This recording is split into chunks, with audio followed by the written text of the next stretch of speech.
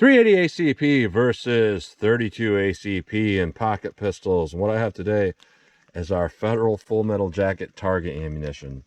Our 380 ACP is a 95 grain. It is rated at 980 feet per second as shown on the back of the box. Our 32 ACP does not have a rated velocity shown on the back of the box. I did look it up, and it is rated at 900 feet per second, but I did kind of find that interesting that it's not rated on the box. So our 380 is a 95 grain. Our 32 ACP is a 71 grain. So I'm going to use my little pocket pistols here, our Ruger LCP for the 380 ACP, and our kel-tec P32 for our 32 ACP. I believe this is a 2.68 inch barrel, and this is a 2.75 inch. Some numbers I've looked at showed that as a 2.7 inch. Either way, they're pretty close. But we're going to see what we get with Full Metal Jacket ammo. And I've actually already tested this stuff, but when I tested it, the day I tested it, my camera died, so I did not get very good footage of that. I did manage to record it with my phone, but you couldn't hear what I was saying, and it was just like a really terrible video. So I thought, you know, I only used half those boxes, so why don't I just come out and redo this test and see what we get. So 380 ACP versus 32 ACP in our little pocket pistol. So we're going to go through the chronograph, see what kind of velocity and accuracy we get at the same time. Then I'm going to do my 10% clear ballistic test. So we're going to go into plain clear ballistics to see what the best potential of those cartridges are. Just a plain clear ballistic shot. And then after that, we're going to do more of our real world simulation where I have 4 layers of denim on this first 3-inch piece that represents our pectoral muscle. After that, we'll have a 1/4-inch medium density fiberboard. After 3 inches of clear ballistics, that's going to represent our ribs or sternum. That'll be more of our real world simulation. And then I will shoot at our steel target to see what kind of practical accuracy and recoil control I can get with these. So let's get started with this test. All right, our 380 ACP 95 grain Full Metal Jacket. This is actually rated at 980 feet per second through a 3 3/4 inch barrel, as where our 32 ACP is rated at 900 feet per second through a 4-inch barrel. So we're not going to get that 980 feet per second, but let's see what we get with this through our little LCP here. See how close we get to that 980 feet per second. 711. No read. I pulled that one kind of high and right there. Huh.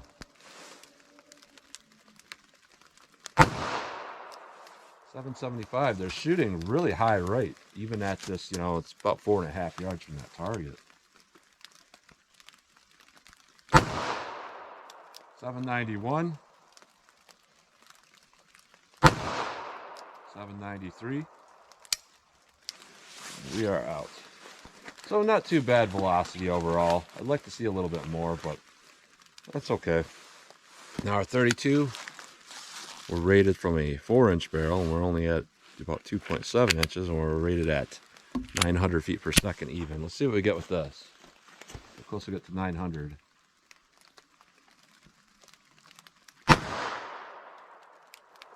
I don't think that was a read.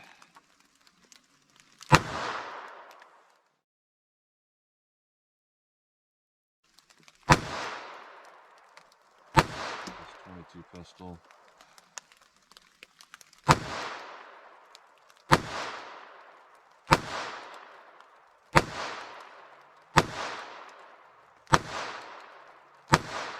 I think I may have to go a little bit closer to the sensors because of the fog today. 750. 697. 748. 746. No read. 744. So, if I recall right, that's about what I got in my original test of this ammo. So, you know, it's pretty weak, but these are Full Metal Jackets, so we don't really have to worry about hollow point expansion. So let's hit our ballistics gel block and see how these two compare. All right, let's do our best potential shot into plain clear ballistics. No denim or rib simulation. Let's see if we get our 380 here. All right.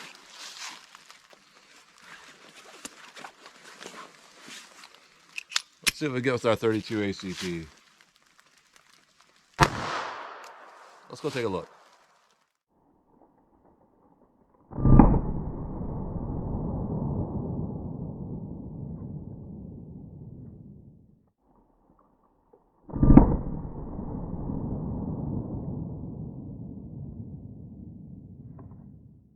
All right, not a big difference there, other than I think it's possible that our 32 may have tumbled more, because I do see kind of a bubbly mark there, which oftentimes doesn't indicate tumbling, but I see kind of damage that might indicate that also with the 380 ACP. So definitely not a ton of damage going through this first 3 inches, because they're going through straight, not really doing a whole lot of tearing.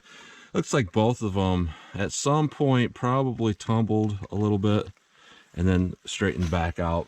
But we have pretty ideal penetration with these. With our 380 ACP, we have a penetration of about 16.25 inches.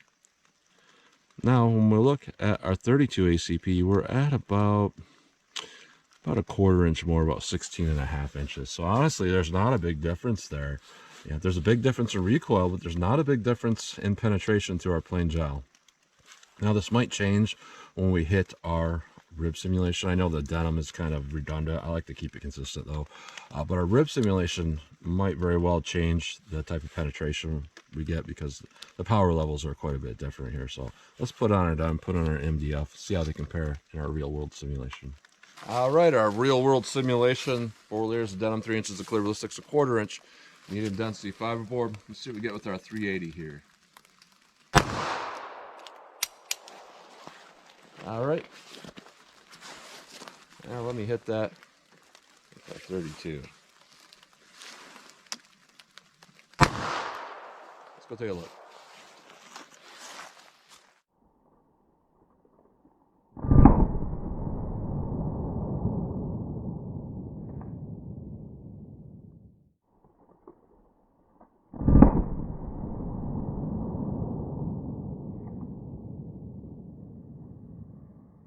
All right, so yeah, this is where power definitely comes into play. You know, full metal jacket bullets can definitely slip right through gel pretty easily, but when you're lacking the power, you know, you see this a lot with 22.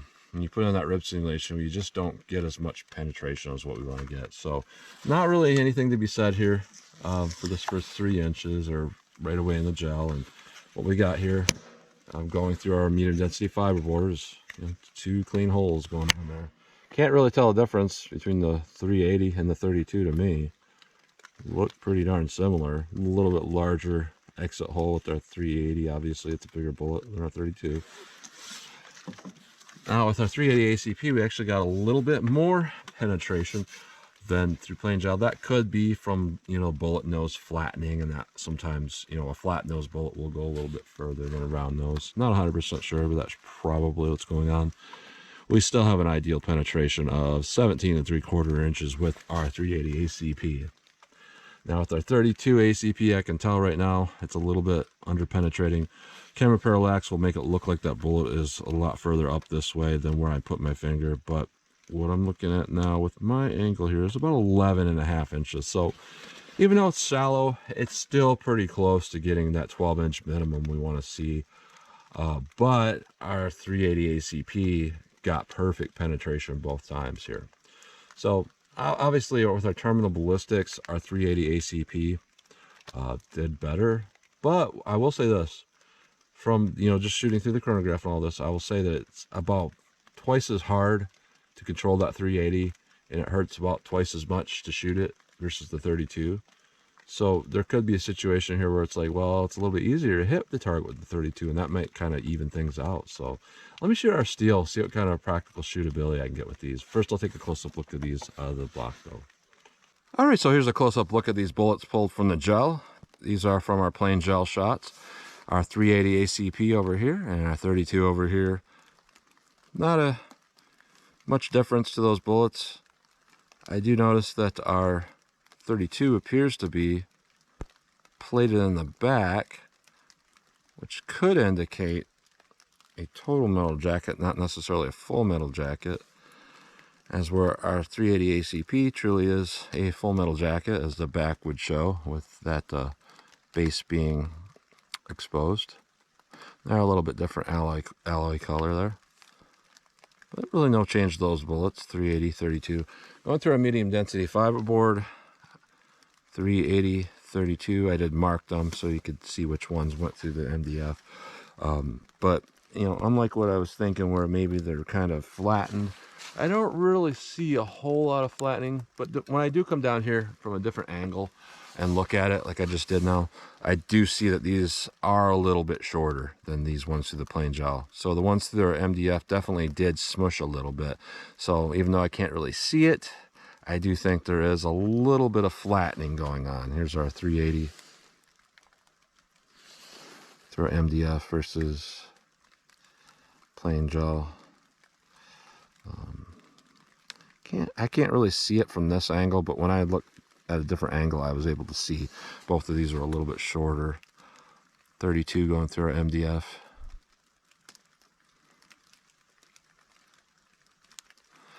But overall, not much difference between those. Obviously, you're not going to see a whole lot of deformation, especially with power levels of that level. You know, if these were like 45 Super or something, you know, your noses would be flat. But 32, 380, not a whole lot going to change with our, you know, shape of our bullet being full metal jackets. So not much to learn from this, but that's a close-up look at those bullets. All right, 12 yards from the target. Even though these pistols are pretty much the same size, our 32 is actually a little smaller. Our 380 ACP LCP is a 6+1 capacity with this smaller base plate on this magazine. Our 32, instead of being 6+1, it's 7+1. So we got 7 versus 8 rounds. And honestly, that sounds like a big difference to me, because 8 kind of reminds me of like a 1911. 7 is kind of more like revolver capacity. I know it's only a 1 round difference, but that's kind of how my mind works. But let's see what I can get here with our 380 ACP. So how quick I can land on a target. I'm not going for group size and slow fire. I'm just popping them off as fast as I think I can hit the target. So let's see what I can do here with our 380. My fingers are frozen, so it's going to hurt more. Let's see what I can do here.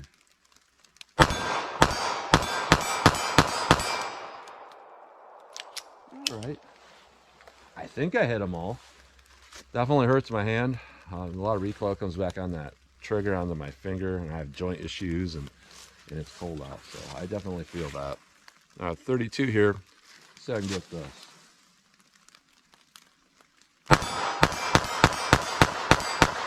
I missed a couple there. Probably just because I'm firing a little bit faster than what I should be. You know, I get a little bit overconfident once I fire a shot with this, because the recoil is a lot lower. So I kind of stopped trying. I know that's, you know, that's on me.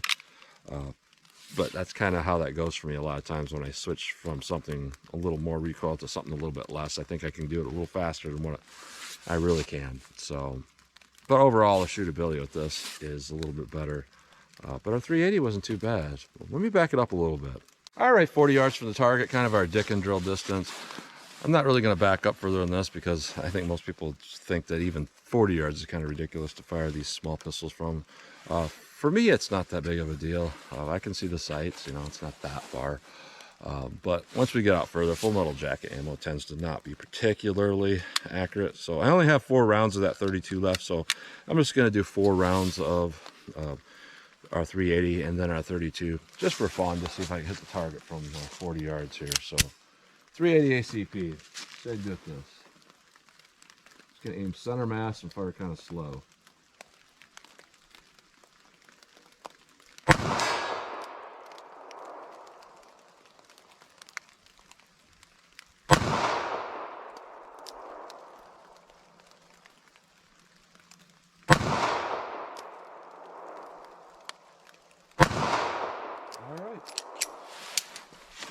Seeing that I missed most of those, I'm kind of wondering how I hit the first one. I don't know what's going on there. I really can't see where they're hitting to really know what was going on. 32 ACP. So I do with this.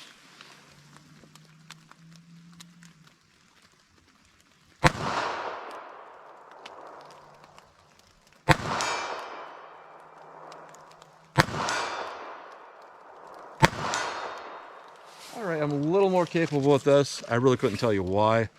I don't think it's necessarily a flinching issue where, you know, I'm flinching with the 380, because I was firing it slow. And I'm pretty used to recoil. So for whatever reason, our 32 for me was more accurate at this distance. And overall, I feel a little more confident with that 32 because of the lack of recoil. And it's also been very reliable for me. You know, a lot of people that have watched my videos for a long time will try to tell me that there's something wrong with this LCP, because I'll test a lot of different ammo through it, and 99.9% of it is jacket hollow points. And in most of the tests I've done, I get malfunctions with this pistol, and then everybody's telling me, well, you know what, you got an issue with that, you should send it back to Ruger. But I've shot a lot of full metal jacket through this on and off camera, and I don't think I've ever had a malfunction with this, with full metal jacket ammo, ever. So if there's an issue with this pistol, wouldn't it, show up with the full metal jacket? Why would it, why would it run reliably? So I think there's a reason to carry full metal jacket with both of these. And I know you guys in the 32, you can get your comments ready. I know what you're going to say with this. Now with our 380, it makes sense because 380, you typically get under penetration if you get hollow point expansion. And to add to that, with this pistol, it's totally reliable full metal jacket. And that makes sense to me. You're hitting that feed ramp, you're not hitting it with a really weird jacket, a hollow point nose design. And that's really why stuff like this often malfunctions. It's why I rarely get malfunctions with critical defense. I did in my last video, but historically I've ran a lot of critical defense in this. I have not got many malfunctions with it, but with open hollow point designs, I do get malfunctions. That's kind of a duh thing. It's jamming up on that feed ramp, but full metal jacket is smooth. It's not. And when you get to smaller and smaller tolerances, like in these little pistols, it's more and more important to test your ammo to see what will and won't run. And that's really why this is unreliable a lot of times, but it's very reliable with full metal jacket, and we're getting ideal penetration. So I could definitely say that there's a good reason to run full metal jacket in this. Now when we look at our 32 ACP, some of that could play into this too, but I've ran a lot of jacket hollow points through this so far, and I haven't had no issues. It's ran perfectly flawlessly. So I think it will continue to run flawlessly, but the reason that I said, get your comments ready, a lot of people will tell you, is that because 32 ACP has semi-rims on those cartridges, you can get rim lock in your magazine. One rim can hook around the front of the other, and then it can't feed in. And part of that happens because jacket hollow point ammo is typically shorter than full metal jacket ammo, and that bullet can kind of move up forward a little bit and allow just enough room for that rim to get back behind another rim. Full metal jacket's real long. It's hitting the face of the front of this magazine. It can't move forward enough to get a rim under there. I haven't had any issues so far with a lot of the jacket hollow point ammo I've ran in this, but I do trust that a lot of people who say that know what they're talking about. Buffalo himself told me that he's got that to happen with jacket hollow point ammo. And that's a person out here I can trust. He knows his stuff. I see him shoot, and he shoots better than me. So I listen to people like that, but there's a lot of stuff that I don't listen to, what a lot of people say, because it seems like they don't know what they're talking about, like pistols like this. It's not going to run flawlessly with full metal jacket and then not with hollow point ammo, and that's going to be something wrong, really, with the pistol. So I could see a case for full metal jacket in both of these, to be honest here, because they both did pretty well. I'm always on an ammo quest to find something better, so I'm not going to tell you right now that's the end all be all. But I can tell you right now, full metal jacket, at least for reliability's sake, it's a better bet than just using a random hollow point that you haven't tested in little pistols like this. So interesting results today that I got today. Better than what I've expected. So that's what you get today. So as always, comment, share, and like, and thanks for watching.